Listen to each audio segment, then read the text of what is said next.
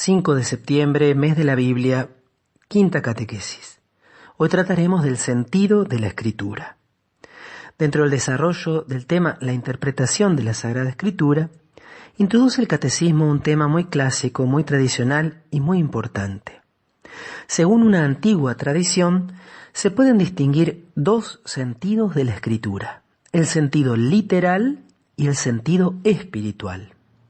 Y este último, el sentido espiritual, se puede subdividir en sentido alegórico, moral y anagógico. Si tuvieras un pizarrón, si tuvieras un papel y una virome, puedes hacer este cuadrito para que te quede más claro, ¿no? Por un lado, el sentido literal y por otro lado, el sentido espiritual, que se subdivide en tres: alegórico, moral y anagógico.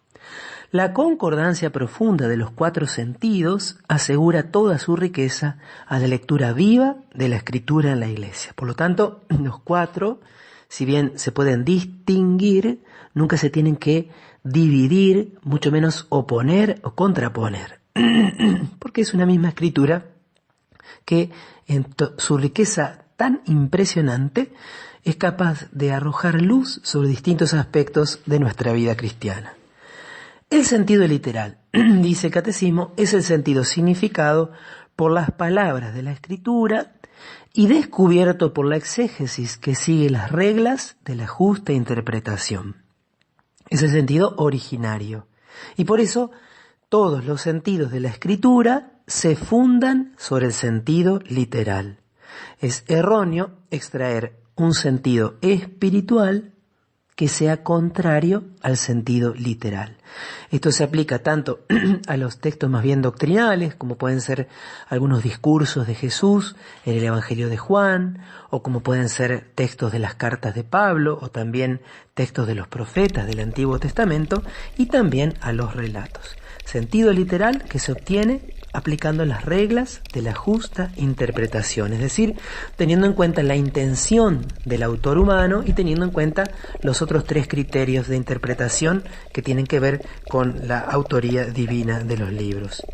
Y el sentido espiritual, dice el catecismo que gracias a la unidad del designio de Dios, no solamente el texto de la Escritura, sino también las realidades y los acontecimientos de que habla pueden ser signos. Es decir, más allá del primer sentido, el sentido originario, podemos encontrar otros sentidos, podemos decir así, más profundos, que están como escondidos.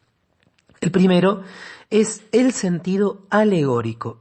Podemos adquirir una comprensión más profunda de los acontecimientos, reconociendo su significación en Cristo. Y aquí pone un ejemplo tomado del Antiguo Testamento. El paso del Mar Rojo es un signo de la victoria de Cristo y por ello del bautismo, ¿sí? Hay un acontecimiento del Antiguo Testamento que en su literalidad es relatado por el libro del Éxodo, el pueblo de Israel que sale de Egipto y a través del agua del Mar Rojo pasa de la esclavitud a la libertad.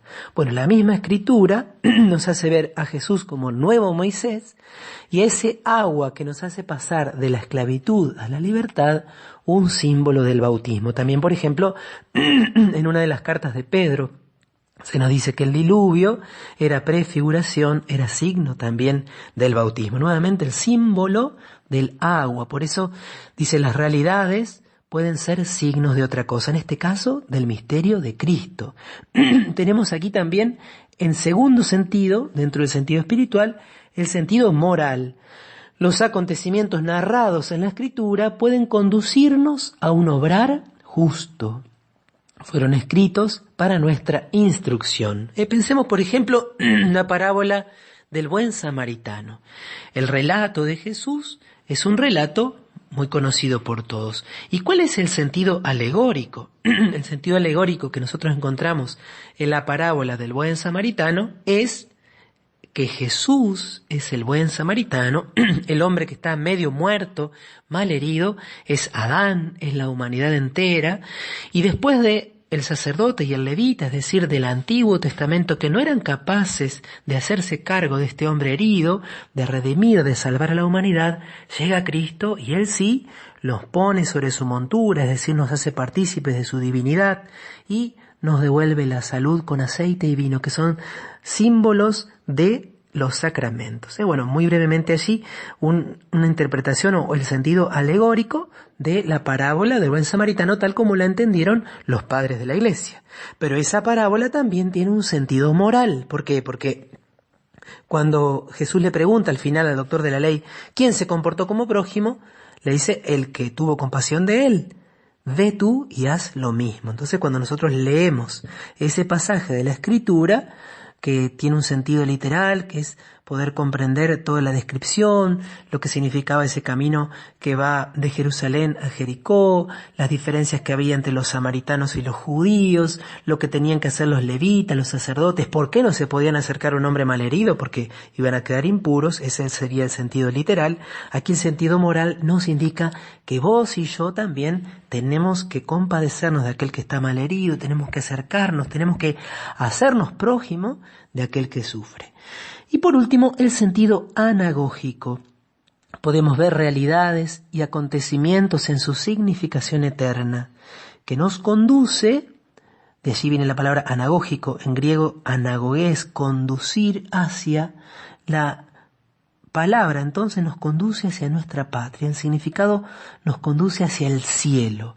Hay un sentido, y aquí interviene la virtud de la esperanza, ¿sí? El sentido alegórico hace alusión a la virtud de la fe, el sentido moral hace alusión a la virtud de la caridad, del amor, y el sentido anagógico a la virtud de la esperanza. Así, la Iglesia en la tierra es signo de la Jerusalén celeste, dice el Catecismo poniendo un ejemplo. Nosotros podemos pensar, vamos a poner otro ejemplo, ese maravilloso relato de la segunda pesca milagrosa en el Evangelio de Juan, cuando el discípulo amado reconoce al Señor y van nadando, y cuando llegan a la orilla allí los espera Jesús, que ya tenía un pescado a las brasas, y allí Jesús les parte el pan.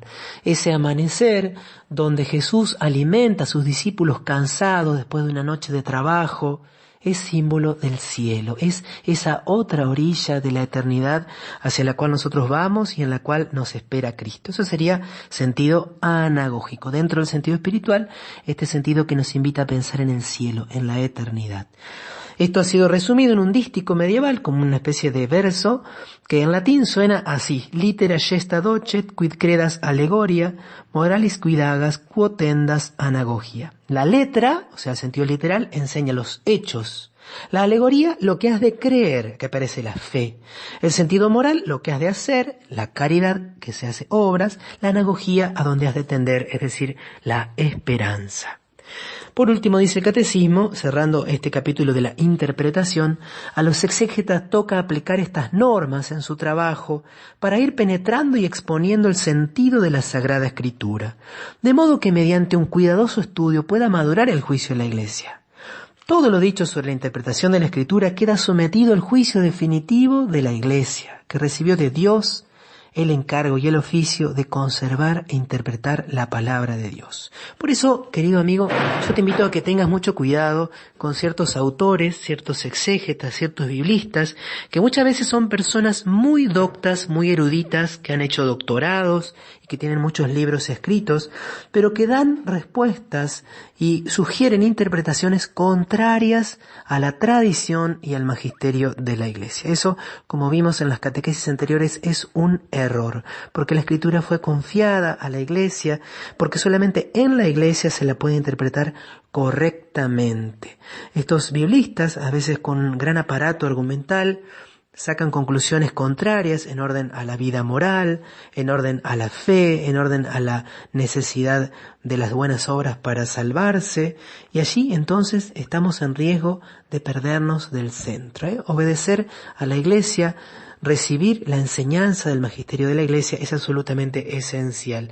El aporte de los exégetas es valiosísimo. Sobre todo el Papa Benedicto XVI en su libro Jesús de Nazaret, en los 3 tomos, da un gran valor a las investigaciones histórico-críticas de los exégetas, pero a la vez reconoce y allí señala los límites que tiene esta ciencia aplicada al estudio de la revelación. Que esta catequesis te pueda servir también para distinguir los autores recomendables de aquellos que no lo son.